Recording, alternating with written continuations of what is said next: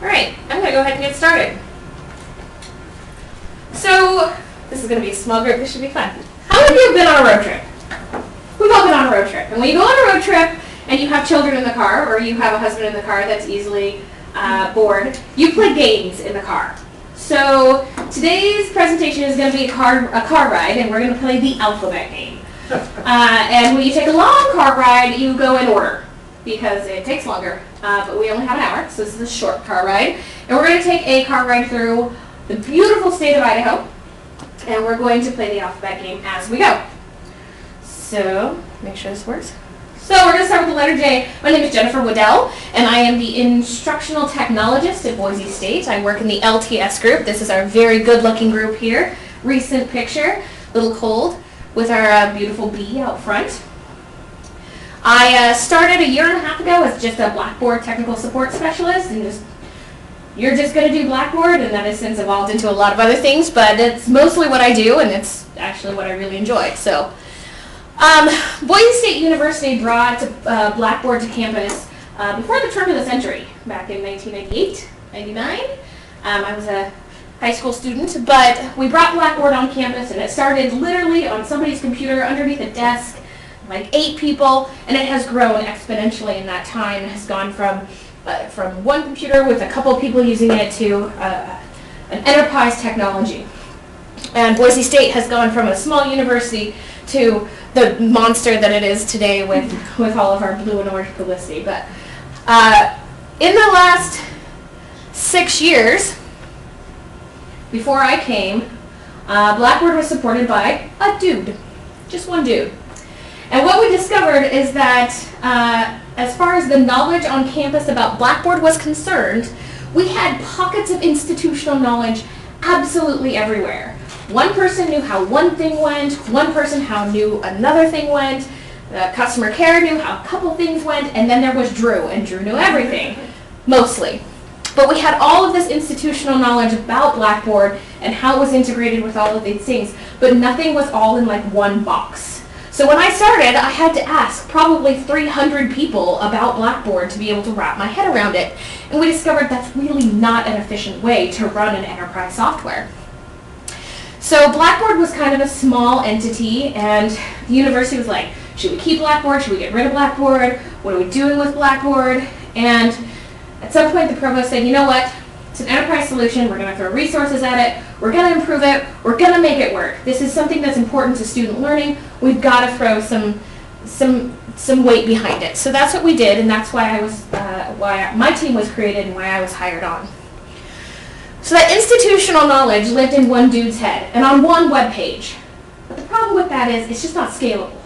What would happen is that people would call the help desk, and the help desk would be like, I can't find it. I think I know it. I went to a training. And they check the website, and there's maybe 28, 29 articles on how to do stuff, and then they just call Drew. And Drew is unscalable. He's one dude. So we were looking at this model, and we're like, one giant brain is not going to cover our institutional knowledge. We've got to expand on this.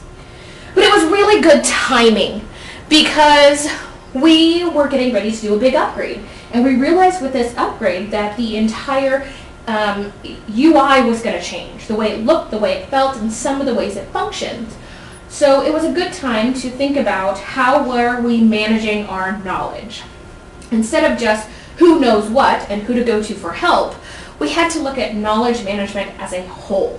Now we had a lot of resources. We have SCSM that holds some of our knowledge. We have Google Sites that hold some of our knowledge. We had Google Docs that hold some of our knowledge. But they were all spread out. And so we had all these pockets of knowledge. We knew we had to touch everything, and everything had to be changed, and it seemed like an unbelievable task. And it was. So we had to get some information. I really wanted to use data, but D is already taken, so I'm using reports. So we got a lot of reports, and those reports came from a lot of different places. We delved into the back end of Blackboard, which was not friendly, but informative. I worked with customer care to learn this new thing called cubes and to run some reports, and I had never done that, and I'm like, oh, I've been here a week, let's learn about cubes out of SCSM, that'll be fun. So we got a lot of data from that. From that information, we had all of these reports. We got reports from the testing center on how many tests that we were doing and who was doing them. We got reports from the customer care. We got reports from Google Analytics. We got reports from all these different places, and we had all of this information. The problem is with information is that it's numbers. It lacks power unless you apply what the field is considered analytics. That's taking numbers and bringing them meaning. So we looked at all those reports, and we had miles and miles and miles of data from customer care on call logs and what was being asked. And we said, okay, well that's awesome, but what does it mean? So we had to sit down and really sift through those analytic pieces to say, what does this mean to us? So things like, if we have 25 calls in the first week of class on how to make your course available, that's just a number. But what it means is that we don't have a documentation set up that really explains that. It's not clear, it's not easy if we're asking for it.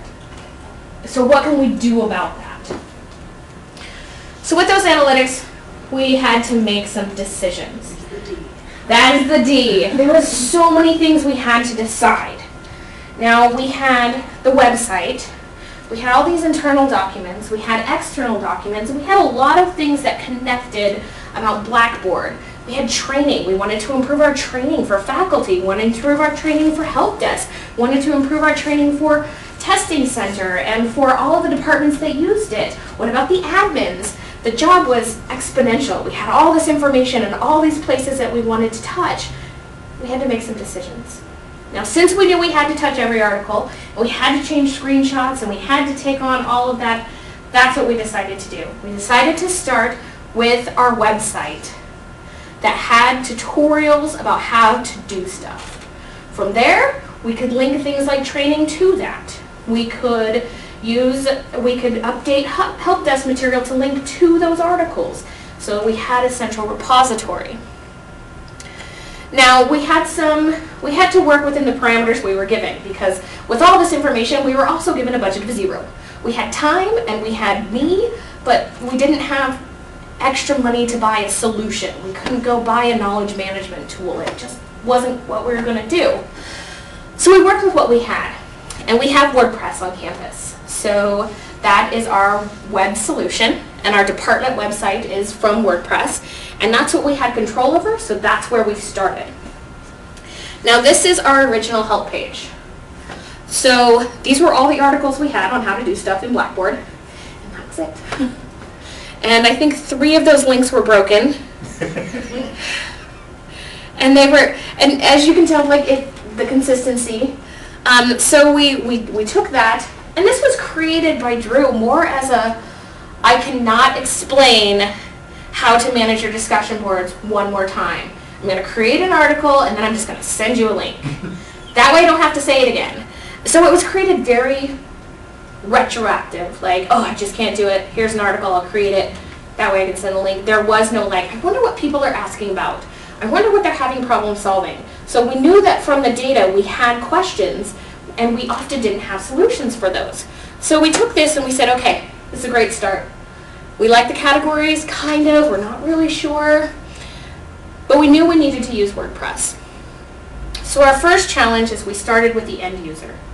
We started with faculty. We started with our instructional designers.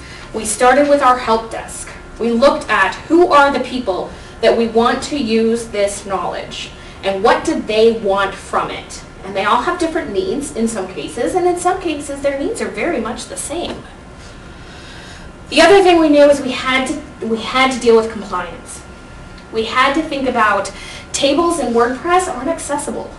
No. And we went, we've got to change that. We have to absolutely reformat. We also realized a lot of our links went to a PDF that also wasn't accessible. We had images that weren't accessible. We had links to videos that weren't accessible. We lacked accessibility in general because it wasn't created with that in mind. So if we had to change anyway, we might as well start with compliance. And we went to our DRC, which is Disability Resource. Disability Resource. And I'm like, what does that stand for? I gotcha. I just call them that all the time. And we said, okay, what can we do? What are some easy, simple things we can do right now since we have to do this anyway. And they gave us some good suggestions, and we've taken those to heart. And we took the Boise State overall branding guidelines, and we took the OIT overall branding guidelines, and we started with those, and they get more specific, and then we built another one on top of it to really kind of specify. So we also talked to OPWL, which is our Master's Department for Occupational Workforce Performance. And we said, your guys' whole job is to talk about how people do their job and how they find resources to do it. We said, help us out. Give us some tools. Give us some ideas. And they said, if it's faculty and students you're trying to hit, you need to think about it being findable and searchable. Depending on the age group, people like to access data different ways. They found in reports, students like to search. They're used to it. They dig it. Not all students. It's not a universal blank statement. And in general, our faculty like to be able to navigate in a logical sequence to where they're going. So if they're thinking about building a course, they want to start with building content. They don't want to type in, make an assignment. So we had to meet both needs. So what we did is we decided that we would use the tools within WordPress, which took us a lot of training, because I also had never used WordPress, and neither had our students, so we had to learn that, which was fun. But we used the tools within WordPress to build this because the tools themselves made the site accessible. So that was a big help, is that the WordPress template actually had some accessibility built into it. So we were able to do tabs, and we were able to use these opening toggles. The custom search was something that we put in. I don't know how long we're going to be able to keep it, because it is specific and it's not awesome, but it's better than the overall search, and we're still refining, and we'll talk about that.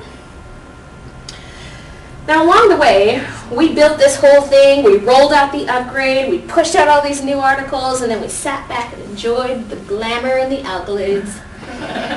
And then we went, wait a minute. We did a good job, and we're proud of it, but we missed some things, and we missed them big. Things like, we didn't have, on the back end of WordPress, there was no organization. Just hadn't thought about that. There was this magic thing called SEO, which we had no idea what it was, and we needed to deal with that as well. So there were some major Zoinks moments. And we always looked at that as like, oh man, we totally messed that up. But in reality, they were learning moments for us, and our team is really good about focusing on those. So I always like to use the word Zoinks. One, because it's really hard to find a word for Z. And two, because in Scooby-Doo, it's always like, Zoinks! It's not that bad. You just move forward. So the first thing we did is we had to identify the gaps. What were our gaps in our new knowledge management? Well, we had updated the website. We had to deal with SEO. We had to deal with some of the, how are we going to grow it? We built it all for faculty. What about students? What are we going to do when people don't like them? How do we measure what we've done? Is it working? Is it not working? Is it good? What does done look like? Are we ever done? How do we get to done? Otherwise, this job is just never going to end. So we decided to add something that would give us some information from our users. So we worked with OIT Communications, who helps manage our WordPress environment, and we did some research, and we found this thing called a like button. At the bottom of every article, we have a little button that says, ask, was this helpful? And it has an up arrow or a down arrow, and it goes to that voting system. And what this does is it doesn't give us a ton of individual, like, I liked how your article said that I should click go. But it says, I like this or I don't like this. Now, we don't get a ton of hits on this. We really don't. So in the last year, we've gotten maybe 200 hits. But we get consistent hits. So we know the articles that are liked, and we feel good about those. And we know the articles that aren't liked, and we take it very, very personally. No, I'm just kidding. We cry a little. No. Actually, yes, don't press. That's you, I knew it. No, but it gives us an opportunity to be like, okay, so our number one most hated article is known issues. Duh, because it's broken and we're not going to fix it because we can't. We're okay with that one. That one doesn't make us cry too much. But it gave us feedback. We found one article that was getting a ton of dislikes, and we were like, why is it getting a dislike? Well, then we sat down and went through the steps, and it was missing a step. a whole step. And we didn't realize it because we do that thing every day. Well, that's why nobody likes that article. When we changed it, it got better. So it gave us that little piece of information. So then we were able to measure what we were doing. So we had that information, and I have to get my notes for this because it's numbers, and I'm not good with numbers. We were measuring the quality, the quantitative. We were measuring the qualitative, we needed the quantitative. We needed numbers. So we started deep diving into that data. So we were able to go back to the cubes from SCSM and start working those numbers and scrubbing those. And we were able to get really good information from Google Analytics because it was WordPress and we have analytics on our WordPress page. So we were able to get some really interesting numbers. So this is not November of this year, but November of not this last year. What year is it? November 14. Our first call resolution from the help desk was 55%. After we rolled this out and it was being used for a while, that number went up to 70% by the following April. We can now happily say, as of last month, first call resolution a year later is 85%. Our tier 1 is solving 85% of Blackboard questions. And a lot of it is this, and a lot of it is student training, so we've been able to take that knowledge and build those other pieces. In a year, we had 29 helpful and 17 non-helpful. We also added a feedback. If you marked non-helpful, we said, well, why didn't you like this? What could we do better? And we got some feedback. Usually they were like, this is dumb, I think it should work differently. And a lot of times we don't disagree. But what it did was it gave us an opportunity. So these quantitative, qualitative steps gave us information to start meeting people where they were. So when they would reach out to us and say, we really don't like this particular article, and they would give us the feedback and we could capture their name or their information, then we could email them or call them or show up at their office and say, hey, you have a hard time with this. Can I show you something? Can I help you with this? So we were then building up those relationships. So we had this great thing and we were like, yeah! Wait, how do you get to it? Oh, we should probably make that more handy. So we added a tab in Blackboard. You know, the tabs across the top are super useful. And we named one Help tab. And we literally put a giant blue button. My boss always says, if you can't bash your face against it, it's not simple enough. So we have a button that you can bash your face on and hit it. So, but we utilize that Help tab to say, any student, any instructor, if you go into Blackboard, that Help tab is there. It'll take you to the resources that you need. And over the last year, we've actually been it's been a good success that people are starting to just utilize that. And in the last year, we have taken that information that we use for faculty building all this, and we built out student. And now the student gets 4 times as many hits on our knowledge base than our faculty, which makes me even happier, because that means students are getting the help that they need.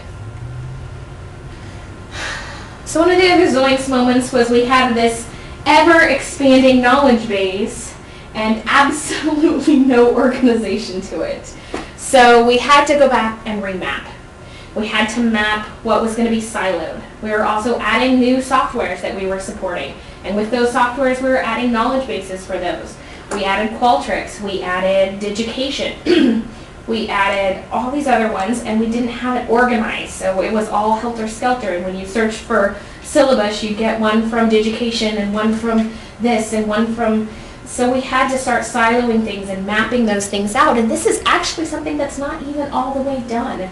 We still work on this, and we still struggle with this because it's not something that's easy to do in WordPress. So we still are trying to find solutions for that. Zoinks moments continue to happen, and I hope they always do. The other thing is we had to do was SEO. We didn't know what SEO was. So we called OIT Communications. We're like, hey, what do we do about this? This isn't working the way we're supposed to, and there's a red flag on our articles. What are we doing? So they set us down, and they taught us what SEO was, and how to set it, and what keywords meant, and what the phrases meant.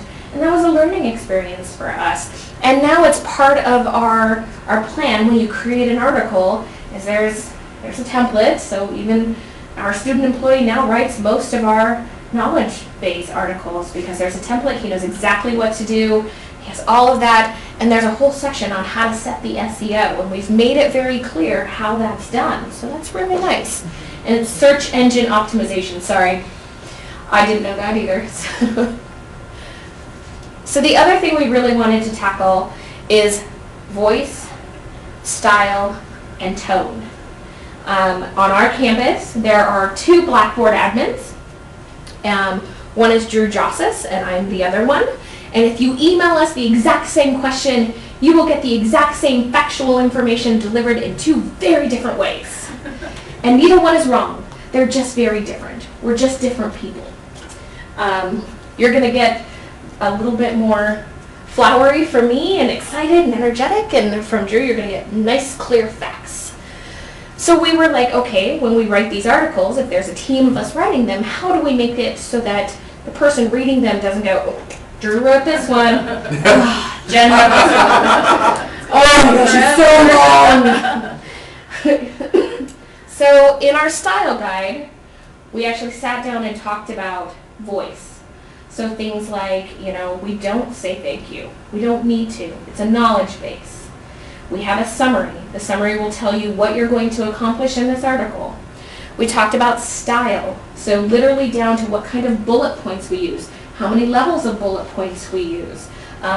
Do we use the word click or do we use click on? Do we use the word submit or click submit? We got it down to a point where you don't have to, when you're writing them, you don't question what to say. It's clear. And then tone. So tone is a very difficult thing to explain and a very difficult thing to share with everybody else. So we wrote some stuff into tone about when you're writing the articles, and we worked with OPWL. They gave us some helpful hints on this one as well, because that's what they do is occupational workforce training. So they helped us with it, with clarifying a tone that was factual, informational, positive, and directed at the event without any negative connotations. So if you've ever used Blackboard, things can get unfortunately difficult for no good reason. So we wanted to stay away from that because we just want to give the factual documentation to help you get from where you're going.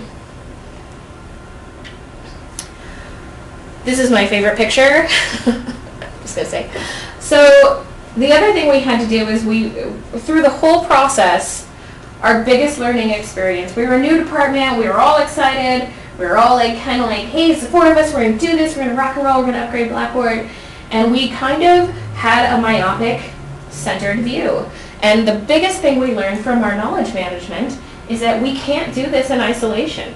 Knowledge lives everywhere. So we had to work with OIT, which is our Office of Information Technology.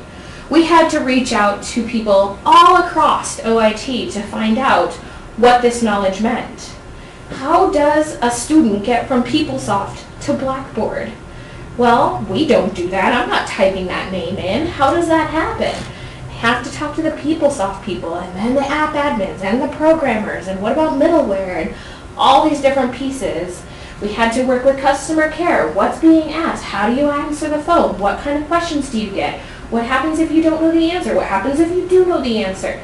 All of these different things we had to go knocking on doors, sending emails, asking questions, and then reflecting on that, we don't know the answers. We think we do because we're the product owner, we're Blackboard team, we know this, but we don't. And a lot of times, luckily for me, I was new, so I'd be like, no, I really don't know, tell me.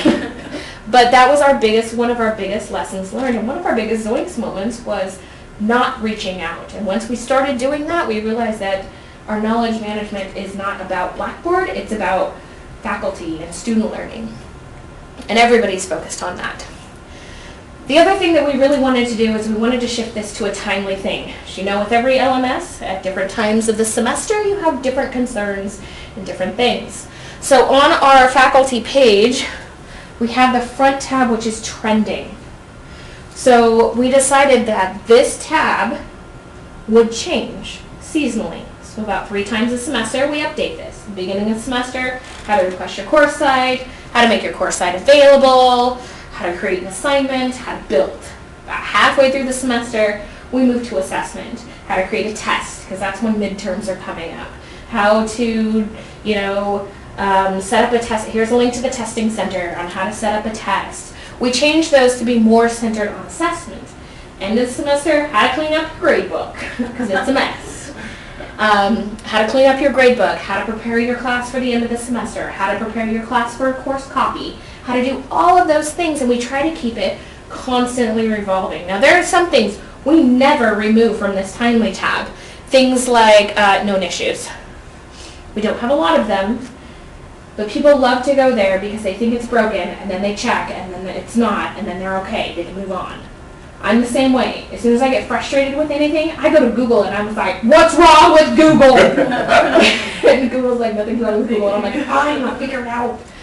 I think Blackboard's the same way. You want to blame the technology, and that's fine. Blame it, it's probably. But this changes from semester to semester. Since then, we've also taken this trending topic and we've added it to the help tab. So while we want people to go straight out to the knowledge base, we added that information to the help tab, 3 or 4 things, and we changed them semester by semester because some of those you want right at your fingertips, and we understand that. So we're trying to bring the information to where the instructor is. Next steps. Now these next steps never end. We sat down and tried to determine what does done look like when it comes to knowledge management. And what we discovered is there is no such thing as done. This is now operational.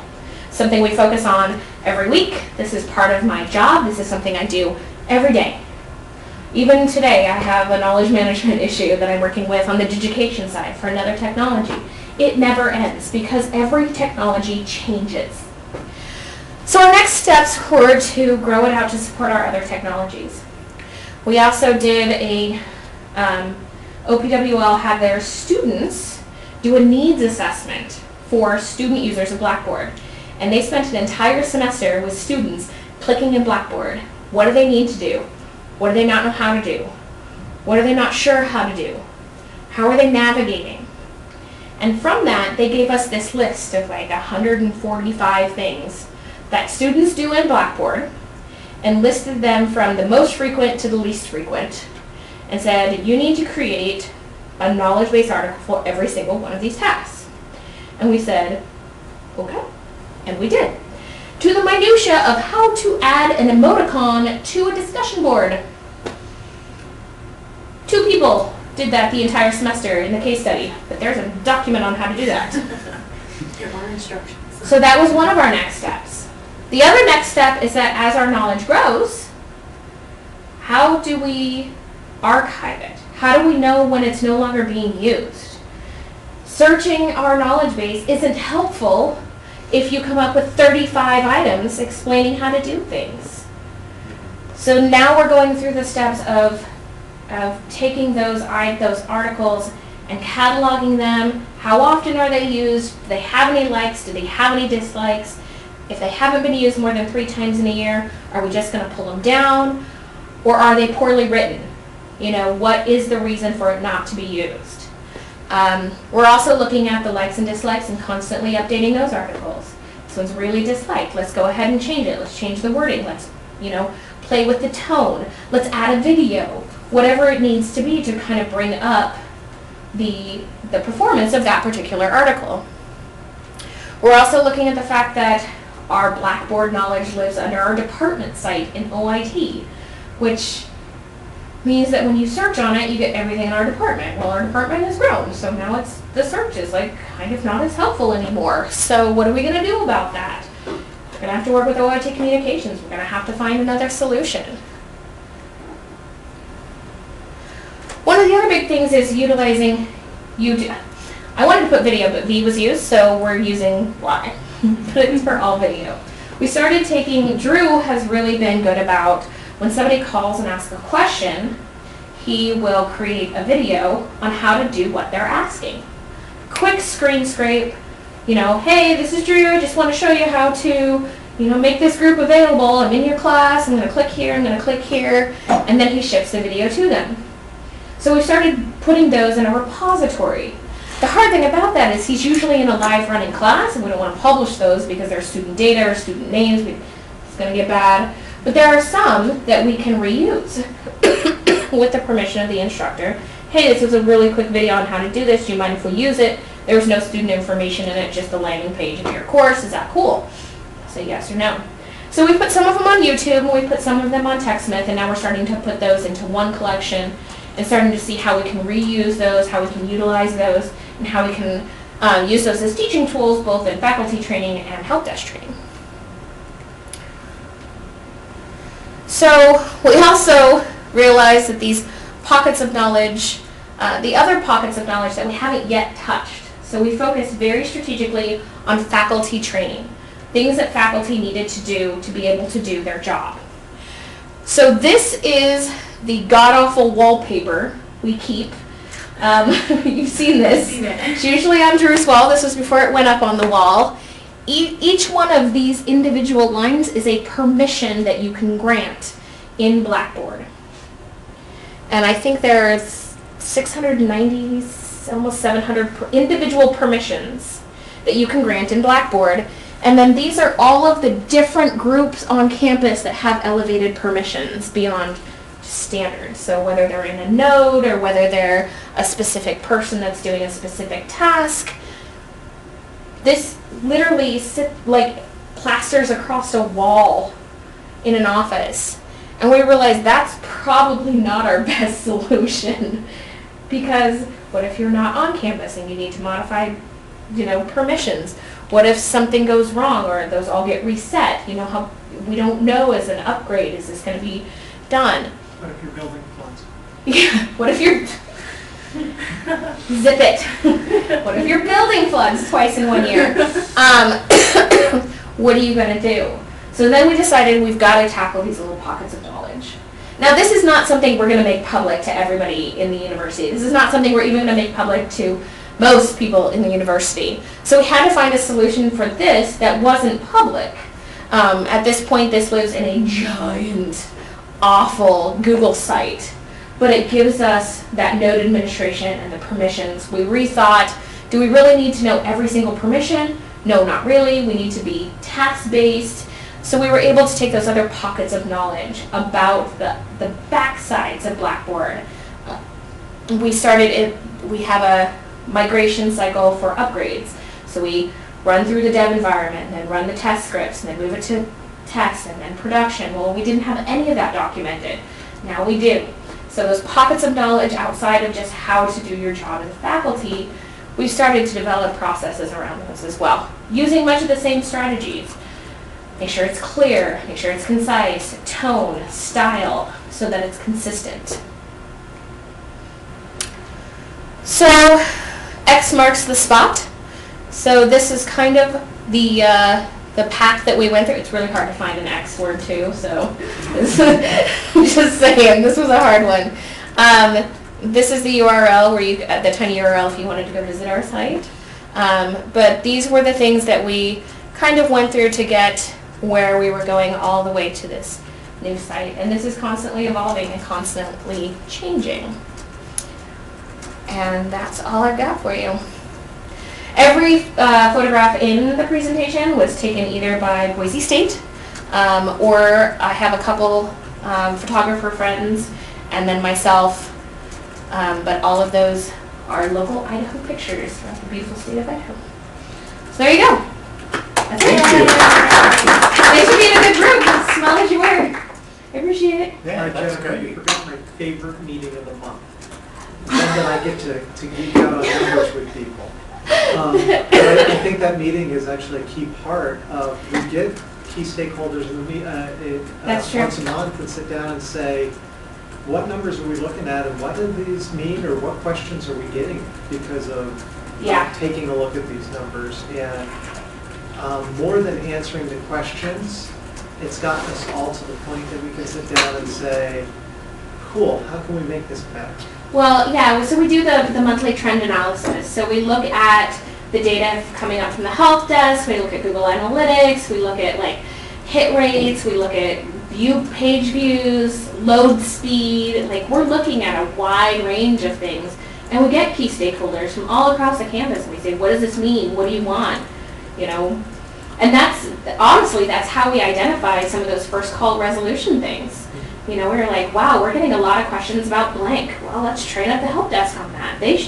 They're great at this. And from the help desk perspective, you guys have taken calls away from us, you know, so how can we just prevent these from coming in first place? Exactly. And so it's been definitely a win-win. That tier 0 support of, you know, if you need to know how to do this, go check it out. Like, students especially, we have found, when we launched the student site, where like we were getting maybe 200 or 300 hits a week on the student support site. It wasn't huge. We were like, students know Blackboard, they'll figure it out. We were wrong. We were so wrong. Now we get hundreds, thousands of hits. Like the student support site has well surpassed our faculty support. And so we're like, okay, we do absolutely no training for students on how to use Blackboard. And that's our latest thing, is like, how do we train students on how to use Blackboard? Like everyday average students. How do we do that? We don't have an answer, by the way, but we're asking the question. Because if they're using the support site, that means they don't know the answer. They're finding it, which is good, but that means they don't know to start off. So what can we do?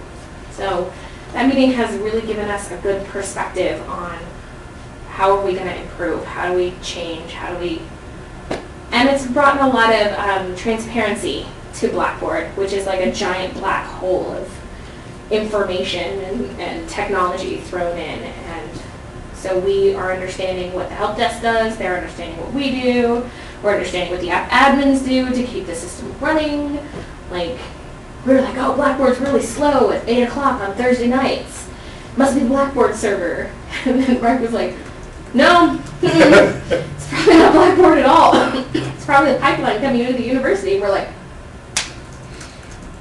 we never thought of that. Never even crossed our mind. But that's the kind of collaboration those data-driven discussions and decision-making bring. So thank you for bringing that up. Any other questions? I just think this was great, and this could be applied to any time you have to address unsiloing and dealing with those subject matter experts and trying to change, get out of that, oh, Drew's sick today, so I guess we're just going to not be able to help people until he's back at work on Thursday. Yeah, I don't know. I don't know how it, like, yeah. Drew was it. He was it for 6 years. Yeah. He was it. And like, he leaves Friday for 3.5 weeks of blissful vacation in a row. And we don't worry. Yeah. You know? It shows the, you know, the fear that exists of people losing their importance or job security by sharing really isn't true. It isn't. Actually has increased the job satisfaction and importance of the job. Oh, yeah. By Like, sharing.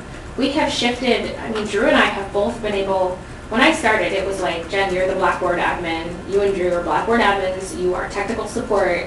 You're going to sit on the phone. You're going to answer questions. You're going to answer emails. And last month, we had like 25 tickets. That was it. That used to be a day in the life. And now it's a month in the life. So now we can focus on like really stabilizing the environment and improving training and, you know, doing bigger, better, more things. And we don't, you know, our student employees, we've created great training with them. Every time I sit down and talk with them, they know more than I do sometimes. I'm like, oh, that's cool. Show me that again. They taught me how to do appointment slots in Google. I was like, that's neat. Show me again. So it's really built a lot of relationships. And I think part of it was I think when I came in, me not knowing anything helped. Because sometimes it's scary to be the expert in the field and then to go start asking questions.